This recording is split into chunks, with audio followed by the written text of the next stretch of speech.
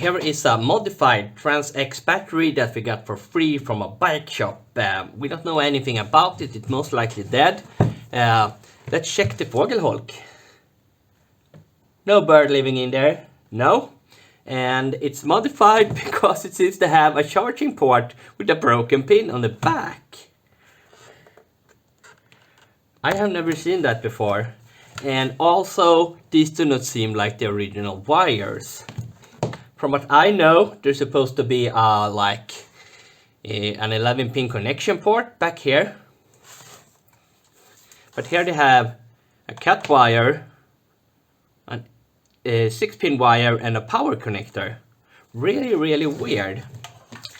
Hopefully the BMS is intact and we can sell the case and the BMS to someone who really needs their BionX battery working. They have 2 screw holes under here. I don't know why they have... Yes, I think I know. This must have been used in a cargo bike and maybe the lock was broken. So they add Velcro to the bottom and just stick the battery like that. That's kind of genius. Of course it's not perfect. It will jump around a little bit. And we didn't get a key. And this seems to be the locking plate that is permanently locked in here with screws as well. I don't know how it's modified, if it's done by BionX or if it's done by someone else. So I thought it would be interesting to open on with you and so we'll learn something new from the now defunct BionX. This one just have 3 screws down here and pins holding it together.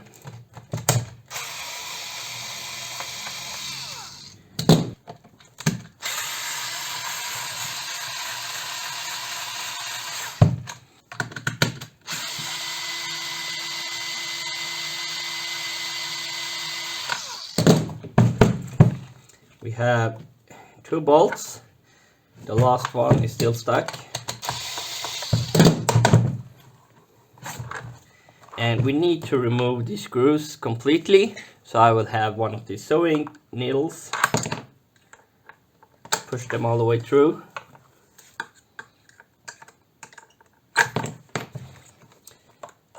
And I think these are supposed to be the same length. Yes. And that one can stay in there, it doesn't really matter. And there's a lot of silicone on both sides, keeping it in place, so it's very hard to open. It could take me like half an hour, because I know it's a battery inside and I do not want to damage the electronics. But on this one, I just want to get it open quick. And I open my fair share of BionX, so I think I should be able to do this fairly fast.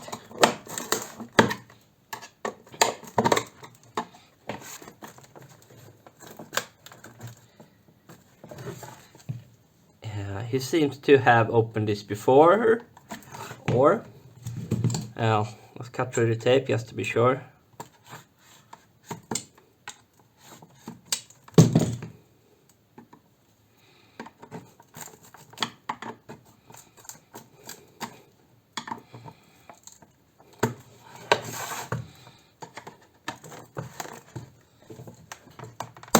Oh, nice.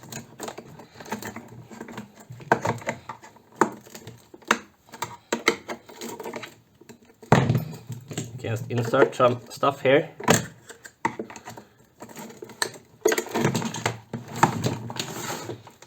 Yeah, you should put it in a vise or something to make sure it doesn't spin.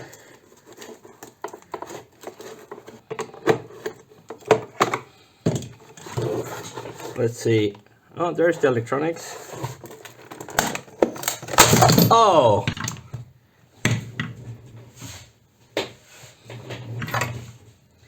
So, here's the positive and negative, and here we actually have that data port. But I don't see any water damage. I'm guessing the electronics is still working. Is this with BMS wires? Yes, I think this one has BMS wires. Oh, they sold one of the black wires to the casing. So I guess the outer casing is negative as well as this one. Don't know why, don't ask me. Oh, they have Panasonic PF cells. I definitely have not seen this before. And custom holders. Nice. Gimme, gimme, gimme, gimme. They usually have these little black spacers between the cells. But here they actually have custom holder.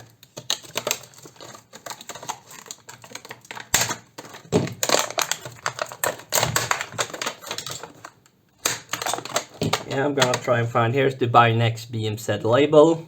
I don't know if BMZ who makes this. This one says DLG. Maybe BionX had two different factories making their batteries.